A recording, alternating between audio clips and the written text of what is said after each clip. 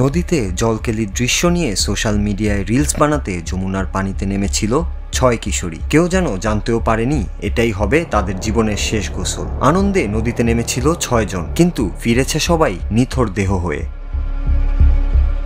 গরমে ক্লান্ত শরীর নিয়ে কিছুটা আরাম পাওয়ার আশায় যমুনায় নামে তারা। প্রথমে তীরে খেলছিল, হাসছিল আর রিলস ভিডিও তৈরি করছিল মোবাইলে, কিন্তু একটু একটু করে যখন তারা গভীরে চলে যায় তখনই ঘটে ভয়াবহ বিপর্যয়। প্রবল স্রোতের টানে একে একে ডুবে যেতে থাকে সবাই। চিৎকার শুনে ছুটে আসে স্থানীয়রা। ৪ জনকে নদী থেকে মৃত অবস্থায় উদ্ধার করা হয়। বাকি 2 জনকে জীবিত অবস্থায় হাসপাতালে নেওয়া হলেও শেষ রক্ষা হয়নি। চিকিৎসাধীন অবস্থায় তারাও প্রাণ হারায়।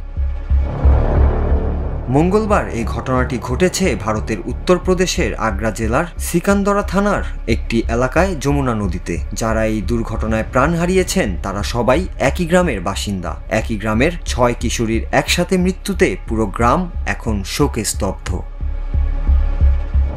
নূর Raju, Bangla TV news desk.